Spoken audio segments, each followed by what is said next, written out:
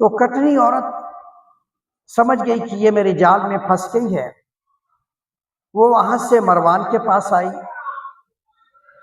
اور مروان کو آ کر کہنے لگی کہ حسن کی بیوی تو میں نے راستے پر چلا دیا ہے، اب آگے بتائیں کیا کروں؟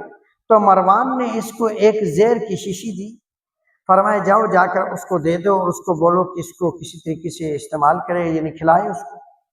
اب یہ جو کٹنی عورت ہے یہ مروان سے اس زہر کی شیشی لی اور لا کر جادہ کو دے دی اور جادہ سے کہا کہ اس کو اپنے خاوند کو کھلائے۔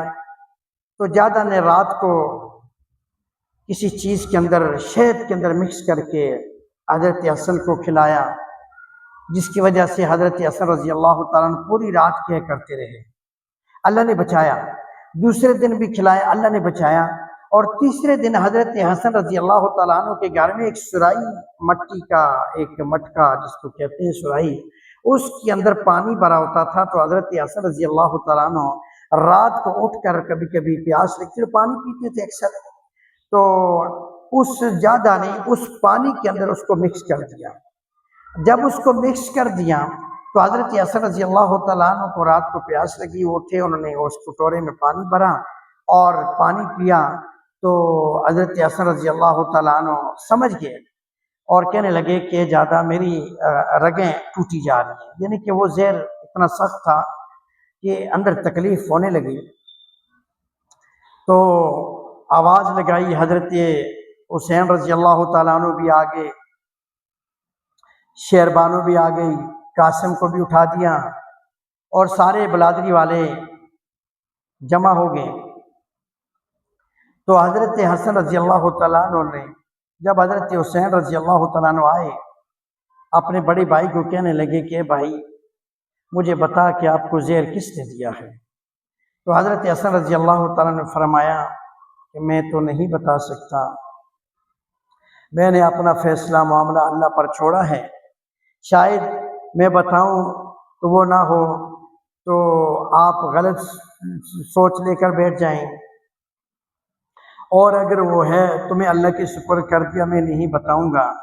اور حکم دیا کہ تم سارے کے سارے باہر نکل جاؤ اور میرے ساتھ صرف میری بیوی کو میرے پاس چھوڑ دو۔ سارے باہر نکل گئے۔ اب جادہ کو پہلے ہی یہ خطرہ، چور تو چور ہوتا ہے، چور تو چور ہوتا ہے، اس کو پہلے یہ خطرہ محسوس ہوا، تو اس نے حضرت حسین رضی اللہ تعالیٰ عنہ کو آتے ہی کہہ دیا کہ بھائی مجھ پہ الزام نہ لگا دیا آپ کا کہ زہر میری بیوی نے مجھے کھلایا ہے۔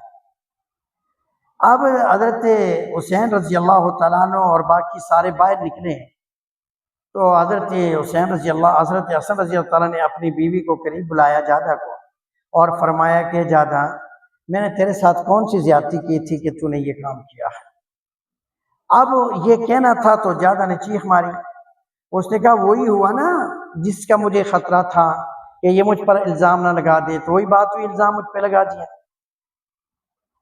اب کیا ہوا، حالانکہ جادہ کو تو لالچ دی گئی تھی کہ آپ اس کو راستے سے ہٹائیں اور میرا وعدہ ہے آپ کو شاہی محل یعنی کہ یزید کے پاس پہنچا دیا جائے گا، آپ شاہی محل میں رہیں گی۔ اب وہ تو اس لالچ کے اندر تھی۔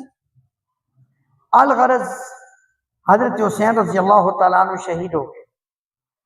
اب شہادت کے بعد یہ کٹنی عورت جادہ کو لیتی ہے، مروان کے پاس آتی ہے مدینہ میں، اور مروان نے اس کو اٹھایا اور یزید کے پاس لے آیا، اور یزید نے 3 دن تک اپنے پاس رکھا، ایک کمرے میں بند رکھا اس کو، اور پھر تیسرے دن حکم دیا کہ تیز و تن گھوڑا لایا جائے اور مضبوط رسی لایا جائے اور اس کی ٹانگوں اور پاؤں کو اور اس کے ہاتھوں کو اس گھوڑے کی دم کے ساتھ باندھا جائے اور گھوڑے کو پیچھے سے ہنکایا جائے، اور پھر میدان فیل کے بارے میں کہا کہ اس میدان میں جا کر گھوڑے کو روکو اور میں آ رہا ہوں اور اس کی مخالف سمت پر ہاتھ اور پاؤں کاٹ دوں گا، اس لیے کہ جو حسین کی نہیں بنی، حسن کی نہیں بنی، اور جو اس کے ساتھ بے وفائی کر گئی تو اس پر کیا اعتبار ہے۔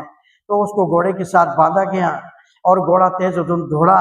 اللہ کی شان کے راستے میں ایسی آندھی چلی، ایسا طوفان چلا، ایسا گرد و غبار اڑا ہے کہ کوئی دوسرا نظر نہیں آ رہا تھا۔ وہ رسی ٹوٹی اور اس ہوا نے، اس گرد و غبار نے، اس آندھی نے اس کی جادہ کو اٹھایا، پتہ نہیں کسی غار میں پھینکا، किसी जंगल में फेंका, किसी समुद्र में फेंका, मछली की खुराक बनी।